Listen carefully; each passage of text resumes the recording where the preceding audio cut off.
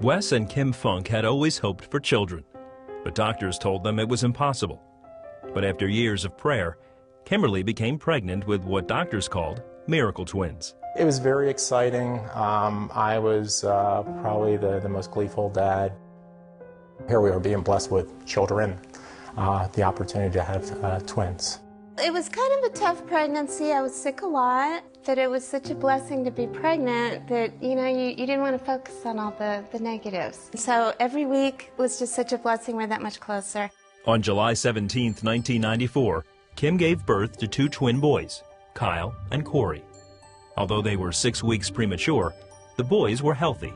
I have absolutely no recollection of my babies being born. And there were signs there that I was going downhill. It's just no one had diagnosed what's going on yet. Just days later, Kim suddenly had severe abdominal pain. The next day, Kim was kind of delirious, and it alarmed me, and I would question the nurses and doctors. Kim was whisked off for testing. CAT scans confirmed the presence of gallstones and inflammation in her gallbladder. Kim was taken into the OR to have her gallbladder removed, a common procedure that usually takes less than an hour. 3.5 hours went by. The doctors finally walked into the door, and their heads were bowed. They basically were telling me that she had a 5% chance of living. During surgery, doctors were shocked to find that Kim had acute pancreatitis and a blood clot in her lungs. Her kidneys and liver were also failing. She was in a coma and put on a respirator.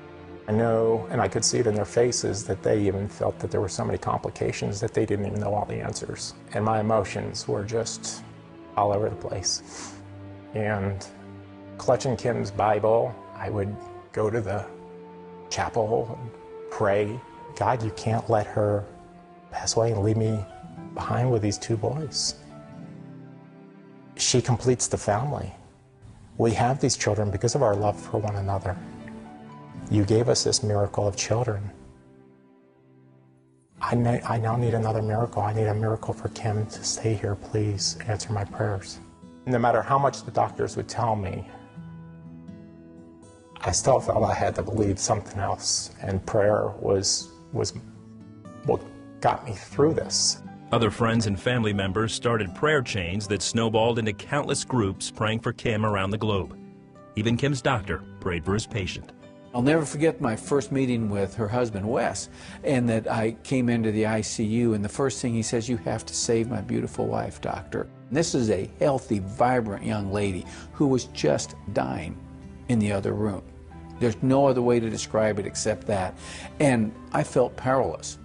So I went home that night, and my wife could sense that I was a little bit concerned, and so we talked about it. I told her the whole scenario, and Suzanne said, this is something we have to specifically pray for Kimberly.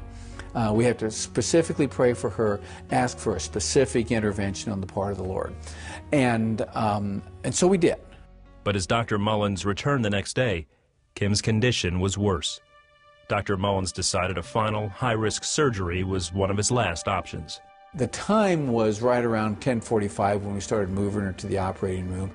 The moment Dr. Mullins' scalpel penetrated Kim's abdominal wall, a flood of fluid rushed from Kim's body. Kim had undergone a rapid decompression of her abdomen. When you release that, the pressure goes down and you never get these people back. There were 4 good doctors in that room, and each one of us thought the same thing was going to happen. But suddenly, Kim's body did the opposite of what everyone expected. She had shown a complete reversal from what we thought we were going to see.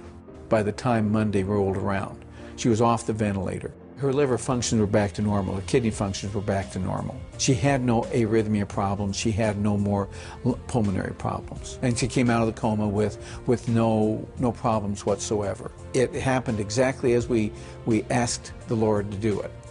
And that had a profound effect on me. Several days later, Kim was able to see her boys for the first time. On August the 10th, Wes and Kim, Kyle and Corey were all at home. It was overwhelming. I don't know how to even describe, as I heard more and more people that had prayed for me. And I would not be here if people didn't pray for me. I mean, it's so clear that God used this as a moment to say, look at what I can do. He clearly was the healer here. He clearly did all the magnificent miracles. Today, 16 years later, everyone in the family is happy and healthy and still celebrating the miracle that God gave them years ago. There's not a day or a morning I wake up that I don't thank God for answering our prayers, not just my prayers, but all the others worldwide that prayed for Kim. Keep your faith. The odds were against her, but a miracle happened in that OR room. Her body did totally the opposite of what medical textbook says.